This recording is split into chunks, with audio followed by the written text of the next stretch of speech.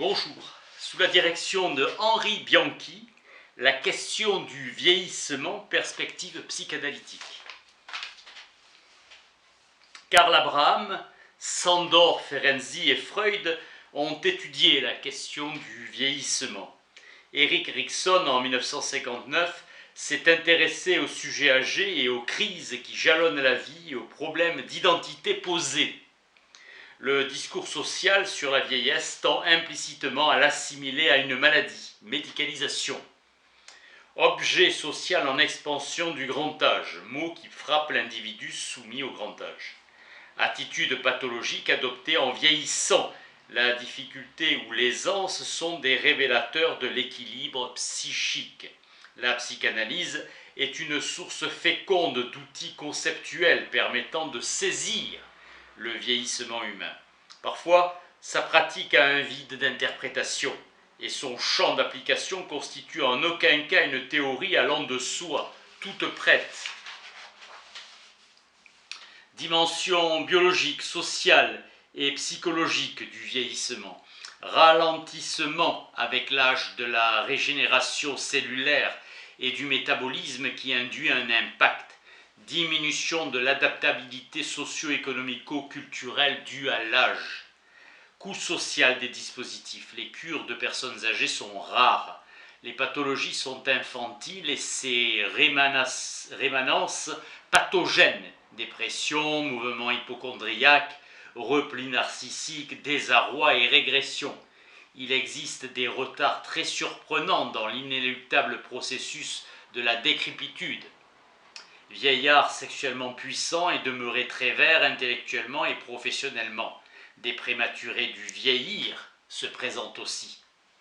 Les personnes âgées ont à faire des deuils en chaîne, deuils répétés de leur image corporelle, atrophie musculaire, rides.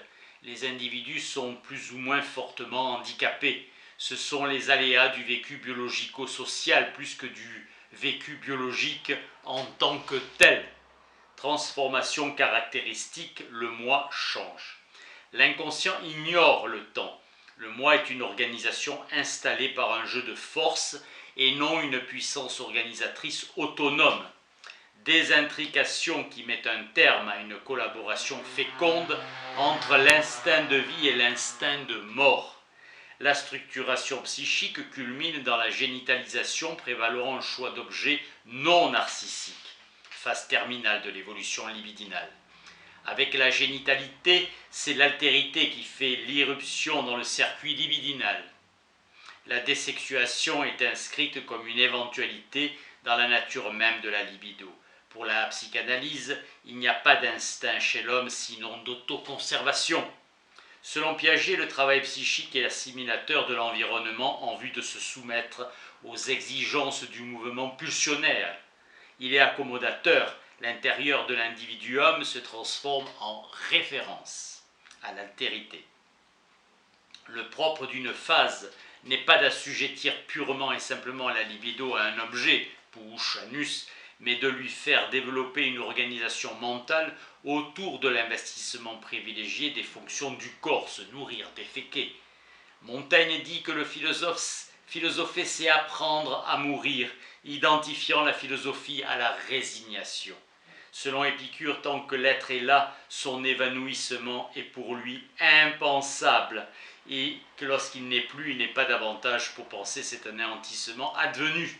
Chaque individu, sa vie durant, se construit sur un ensemble plus ou moins stable d'attachements.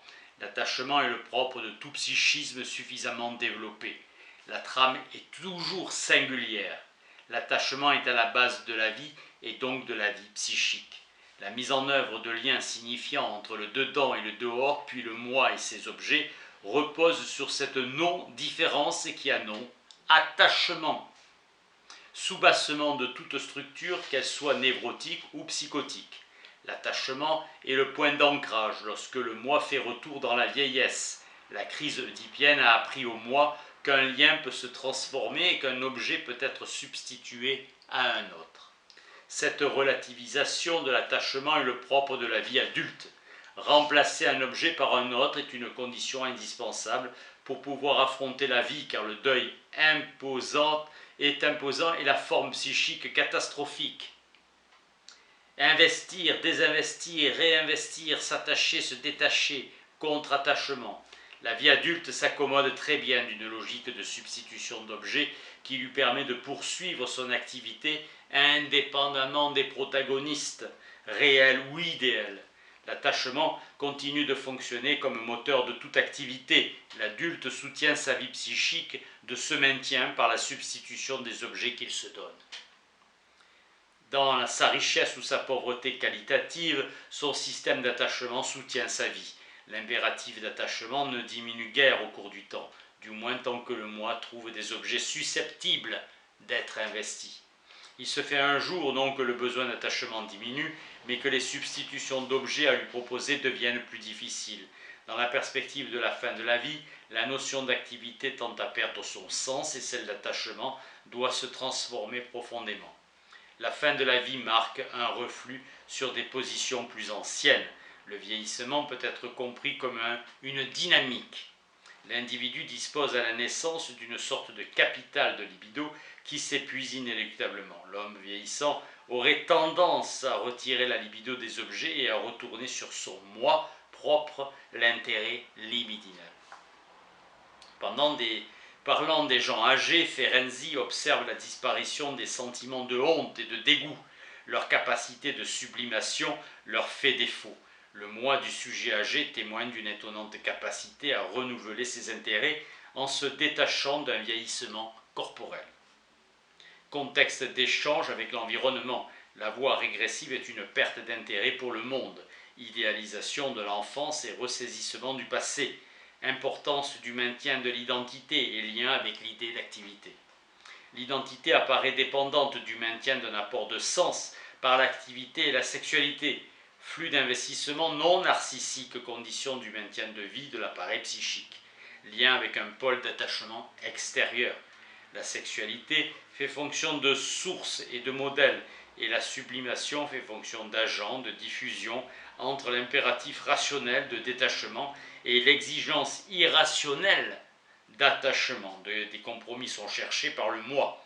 Les forces qui poussent la vie vers la mort peuvent être à l'œuvre dans l'organisme dès les premiers stades embryonnaires, sans qu'on puisse démontrer directement leur présence, leurs effets étant masqués par les forces tendant à la conservation de la vie. La vieillesse se pose en retour à l'enfance, le retour d'âge ne serait qu'un âge de retour. Corps de l'enfance et de vieillesse préoccupe, inquiète, objet de toutes les attentions. Ce corps vieilli embarrasse comme celui d'un enfant indocile. Sigmund Freud écrit à Fliss qu'avec l'âge, la libido ne diminue pas, mais au contraire augmente. Il se produit une sorte de parcellisation de l'hérogénéité globale du corps, l'entourage l'encourageant plutôt à la régression d'investissement libidinal. La vieillesse est présentée de manière négative, obligeant à vivre à l'économie, retrait. En fait, la vieillesse est positive, synonyme de mûrissement et d'expérience. Le grand âge évoque la dignité, la noblesse et la sagesse. Il n'est plus une injure, mais un titre. George Sand l'écrit dans son journal intime. On a tort de croire que le vieillissement est une pente de décroissement. C'est le contraire, argument majeur dans son apologie de la vieillesse. La vieillesse devient enviable. La jeunesse s'inscrit dans l'inattendu, le doute et l'angoisse, alors que la vieillesse s'inscrit dans la certitude. Intelligence, vertu promettent aux plus hautes fonctions politiques. Avec Proust, la vieillesse nous rend incapables d'entreprendre, mais non de désirer. Ovide, dans le mythe de Narcisse, vivre le vieillissement, c'est accepter de voir la réalité de son propre corps souffrir du temps, donc du regard des autres. Le temps, c'est l'autre. Refuser de vieillir, c'est rester aveugle au regard de l'autre. Il n'est facile de vieillir que par un travail de deuil relatif à la représentation du corps propre. Vieillir suppose d'accepter la perte d'un objet. Le narcissisme marque une relation profondément incestueuse mais inconsciente. Pulsion de mort est toujours ce devoir de supporter la dette, de devoir payer la vie par la mort. Le vieillissement est preuve symbolique de réalité pour tout sujet. Vieillir pourrait se définir par une perte de son ascendance. Le vieillissement est la fondation et l'expression d'une culture. Relativité de l'âge, 40 ans au Moyen-Âge, on était vieux. Un homme de 70 ans aujourd'hui est juvénile. Le processus de dégradation accélère à 65 ans pour le troisième âge et 85 ans pour le quatrième. Le vieillissement dérègle le bon fonctionnement de la personne et de l'image de soi. Pour l'analyste, l'inconscient est hors du temps et donc il n'y a pas de vieillard. Hassoun, vieillir, c'est réaliser le deuil de soi-même en assumant ses pertes successives. L'influence du milieu ne fait aucun doute. Un climat malsain, une alimentation défectueuse, excès de graisse ou de protéines, abus d'alcool, carence en vitamines, un travail pénible, le manque d'hygiène et l'absence de milieu social qui stimulent l'activité mentale par le jeu des échanges et des communications, favorisent un vieillissement précoce ou sévère. Les facteurs endogènes dont l'évolution de nos fonctions immunitaires. Morin parle d'une entrée progressive en sénescence correspondant à une sorte de déprogrammation programmée, dialectique endogène-exogène qui s'établit ralentissant ou accélérant le processus de vieillissement et le modulant. Le programme génétique, les conditions de vie et l'attitude du vieillard jouent un rôle essentiel.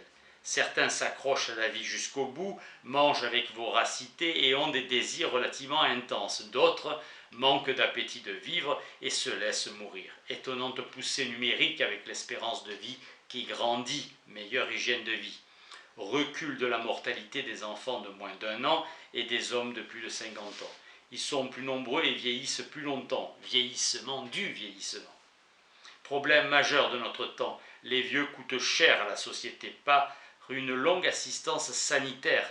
Marc Luhan, au niveau culturel, parle de galaxie Gutenberg, l'Occident devenu le domaine par excellence du livre. Triomphe où le secret est aboli. Quel que soit l'âge du sujet, il peut accéder au savoir fondamental. En Afrique, le signe graphique brise le rythme, affaiblit la parole en la rendant inerte. Triomphe de la pure oralité. Importance du verbe et éloquence du vieillard. Rareté individuelle des personnes âgées. Place privilégiée dans la société traditionnelle. Le vieux n'est pas péjoratif, celui qui sait, celui qui a la vision, le père, respect. Par un processus d'idéalisation, les infirmités se muent en qualité. Le vieillissement se pense en termes d'acquisition et de progrès. Un vieillard utile et valorisé, où on octroie au vieillard une place dans la vie quotidienne. Il n'est pas exclu, il a capitalisé le savoir et l'expérience. Le vieux demeure le garant de la tradition et de la stabilité sociale. Vertu de son exemple. Le vieux ne reste jamais seul, il ne craint pas la mort, la prévoit avec précision et abnégation. Le vieux prêtre d'Inca, le maître de la lance, décide d'être enterré vivant, suicide mystique de régénération, familiarité du vieux sage avec le mourir. La mort ne lui fait pas peur car il s'y est préparé. Le vieillard en Afrique est valorisé et sait se rendre utile, aussi ne meurt jamais seul. En Occident, solitude des vieux, oubliés ou parqués, fascinés par le beau, le jeune, la performance. Avancer en âge est une perte de pouvoir social, physique et intellectuel et une dépendance d'action. Les vieux en institution subissent des stress sévères, perte de leurs habitudes, désorientation spatiale, disparition des liens affectifs, c'est la cohabitation avec des inconnus. Plus de discipline, moins de liberté et honte de leur dépendance. Isolé, rejeté, le vieux fait l'objet de récupération. Les partis politiques considèrent leur vote. Saisi des pensions de retraite dans certains hébergements, pris en charge par la sécurité sociale. Le vieillard africain se rend utile par des tâches éducatives et l'usage de la pharmacopée, et le vieillard occidental est récupéré par les lois implacables du marché. Réaction de passivité pouvant aller jusqu'à l'autisme ou une agitation et une agressivité qui compliquent considérablement les relations avec l'entourage. Infantilisation fréquente du personnel soignant, régression, papy tu ne manges pas ta sous-soupe, Il y a des caprices et le désir d'attirer l'attention sur soi, perte totale de la libido et suicide délivrance et suicide désespoir diffèrent des suicides mystiques. La mort sociale est plus précoce en Occident que dans les sociétés traditionnelles, mais la mort biologique est plus tardive dans la solitude et hors de chez lui. Son décès et ses funérailles restent dans l'insignifiance. S'il veut survivre, le retraité doit retrouver de nouveaux rôles et être dans le coup en montrant qu'il sait être encore utile. La vieillesse considérée comme une suite de pertes, de dégradations, la mort gommant ce mauvais moment de la vie. La vieillesse interdite, drastique, comme dans les films de Anderson, L'âge de cristal, et de Fleischer, Soleil vert, tollé d'indignation pour le discours de Attali sur un possible death control généralisé dans l'avenir, des tentatives pour retarder le vieillissement, injection par Brown-Séquard, yaourt d'Eli, Metchnikov, sérum, greffe, absorption de cellules fraîches, d'embryons d'animaux, de Neham, l'usage d'antioxydants, vitamine E, vitamine C, sélénium, méthionine, gelée royale, travaux de Clark sur les cellules de la peau, la cryogénisation par l'azote liquide, une excellente hygiène de vie, manger équilibré, faire du sport, exercer une activité intellectuelle. Un médecin anglais a demandé qu'on ne réanime plus les malades au-dessus de 65 ans. Syndrome de l'autruche, qui est une tendance pathologique à l'enfouissement. Simak évoque l'insignifiance et la stagnation de la vieillesse, car il n'attache pas grande importance à grand-chose. Hantise des bouches inutiles si l'accumulation des personnes âgées renforce les difficultés de ravitaillement. Les enfants de Mathusalem, de Heinlein, où les familles privilégiées refusent de livrer leurs secrets génétiques qui triplent leur durée de vie. Inventons des solutions neuves. Merci.